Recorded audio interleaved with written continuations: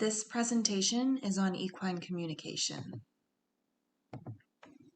Equine phylogeny is domain Eukarya, supergroup Uniconta, kingdom Animalia, phylum Chordata, subphylum Vertebrata, class Mammalia, subclass Eutheria, order Perissodactyla, family Equidae, genus Equus, and species Cabius. Equine anatomy includes complex multicellular organisms. They contain a skeletal, cardiovascular, digestive, muscular, nervous, endocrine, and reproductive system. Horses are dioecious, so we do see male and female individuals, separate male and female individuals. Horses also have a functional cecum digestive system, which means they're hindgut fermenters, and their primary digestion happens in their cecum, which is very enlarged compared to other animals. A few equine basics are that they are herd animals, which means they're social groups of animals of the same species, and this commonly occurs among grazing ungulates, which is what horses are. Horses are also prey animals, which means they are animals that are taken by a predator as food. Because they are prey animals, it has led to the development of the fight or flight survival mechanism. This allows them to stay alive. They have developed specific adaptations due to the fight or flight mechanism. A few of these adaptations are the development of offset eyes, allowing for vision that is almost 280 degrees. Their heart and lung capacity is larger and it allows for running. And they have developed the hoof, which is unique because the weight distribution is only on the third phalange. They do still have phalange 1 and phalange 2, but these are stacked above the third phalange. This is different from other animals because other animals generally have 5 phalanges, which they use. They have also developed the adrenal gland, which allows for fight or flight adaptation. If the horse sees and or hears danger, the adrenal gland releases adrenaline, which stimulates the sympathetic nervous system. This increases the heart rate, it increases blood pressure, it expands air passages of the lungs, it enlarges the pupil of the eye, and redistributes blood to the muscles and alters the body's metabolism so as to maximize blood glucose levels. This causes the horse to flee or fight if cornered. The natural habitat of horses are plains, prairies, grasslands, deserts, and badlands. Horses are herbivores and primarily forage for their food.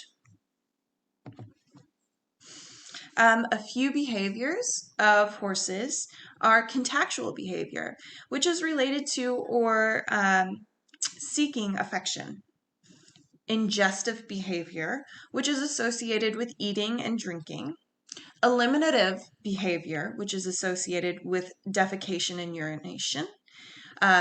Epimuletic behavior, related to giving care and attention.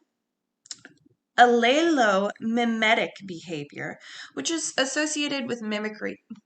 We commonly see this with foals in reference to their dam, their mother. We see investigative behavior in equines, which is associated with curiosity and exploration of surrounding objects. We see agonistic behavior, which is associated with conflict or fighting. You can commonly see anger, aggression, submission, and flight. These all indicate agonistic behavior. We see dominance and submissive behavior. This is commonly referred to as pecking order within herds. You do see the dominant primarily male stallion, and then we have the submissive mares. If there is no stallion within the herd, there would be a dominant mare or gelding, which is a castrated stallion.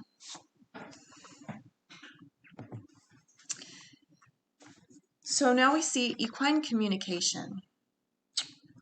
Horses communicate primarily with body language. Their body language is 98% of their communication. A horse uses their entire body to communicate. Vocalization is only 2% of communication. Because horses are prey animals, vocalization is limited to avoid attracting attention in their environment. Vocalizations include squealing or screaming. This denotes a threat by a stallion or a mare. Another vocalization is nickering. It's a low-pitched and quiet noise. It's used when courting or between mares and foals to denote affection. The third vocalization would be to neigh or whinny. It's high-pitched. It's a drawn-out sound that carries over distances. It's generally used for location. Now, with body language, each movement, swish of a tail, flick of an ear, or raise of a lip is saying something to the horses around them. Primary communication is between the herd. A foal learns during its early informative years from its dam. The foal learns the cues of body language and looks of correction from its dam. The mare making corrections is always fair and consistent. Foals learn by watching or receiving physical repercussions from a mare. And we will see this in a video on the next slide. So the first form of body language communication between horses is going to be ears. So their ears can swivel in many different directions, and this allows for different positions which indicate different attitudes. So one of these is neutral, which means the ears are held loosely upward, facing forward and outward. Usually when the horse's ears are neutral, it does mean that they are relaxed. Another position for ears is pricked. This is when the ears are held stiff with the opening pointed directly forward, which means the horse is alert. Airplane ears are when the ears flop out laterally. This usually means the horse is tired or depressed. Drooped ears are when the ears hang loosely to the side, which means the horse is tired or in pain. Ears pinned flat against the neck means the horse is angry and aggressive. This is number one to look out for. You can see actually with this in the second picture here, the horse is displaying this means of communication. This is used a lot within herd interactions. And it does establish, it is one of the characteristics that help horses establish dominance. Now, with the tail, we have different positions as well. When they hold the tail high, they're alert and excited. When the tail is held low, it is a sign of exhaustion, fear, pain, or submission. So once again, the submission goes into the establishment of pecking order. When the tail is held high or over its back, they are playful or very alarmed. When they are swishing their tail, it means they are irritated. This can be used as a warning sign with other horses so that they know to back away and to leave this other horse alone. Their facial expressions, they actually have many facial expressions. A few of them include snapping. Foals generally show snapping in order to show submission to an older horse. What they do is they open their mouths and they draw back their corners of their mouths, then open and shut their jaws. With their jaws open and teeth exposed, this shows aggression or a possible attack. So horses will generally pull back their lips and expose their teeth. It looks like they're smiling, but it's actually a sign of aggression. So one very important facial expression is actually the flamen response. This is in response to pheromones, which happen whenever a mare is in heat. Other horses can smell this and they will do the flamen response, which you can see in the third picture here. It's caused by an intense or unusual smell. Flared nostrils usually mean they are excited or alert, and then showing the whites around their eyes usually mean that they are angry or scared. One of the last primary means of communication is body movement. So a lot of times we see this in their legs. One of these body movements is pawing. It means they're frustrated.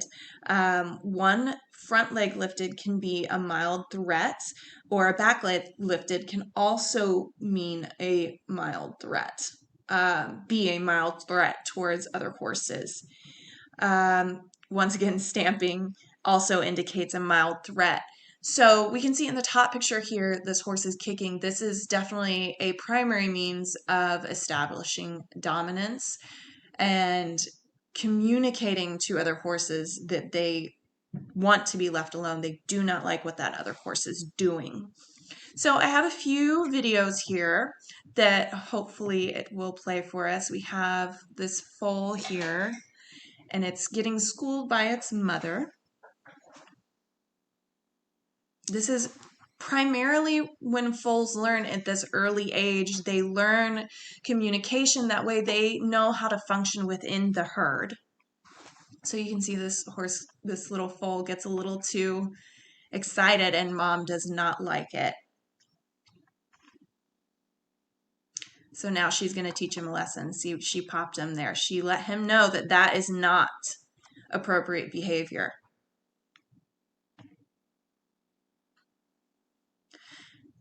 And she reinforces this by once again swiveling around on her hind end and presenting that towards the foal. Now he knows to look out for that.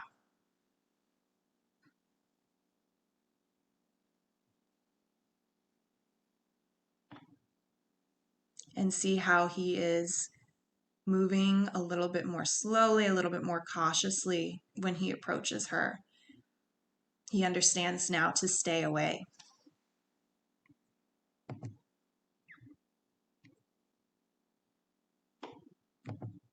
Now in this next video, we see how a stallion is going to establish dominance and protect its herd against a few interlopers, a few bachelor stallions.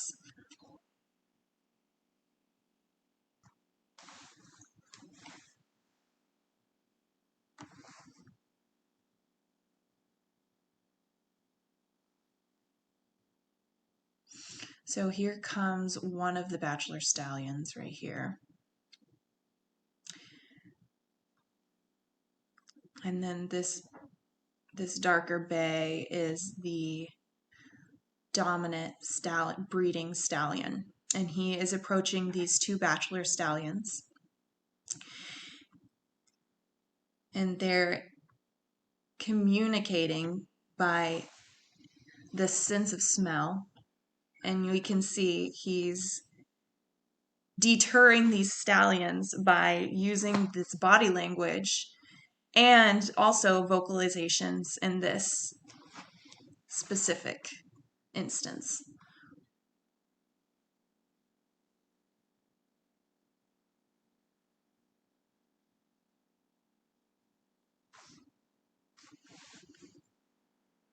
Now he's walking away. He gave that other bachelor stallion an opportunity to leave, but obviously he did not.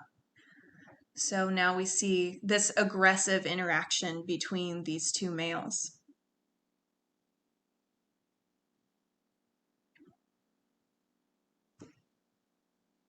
And we can see the ears pinned back as well.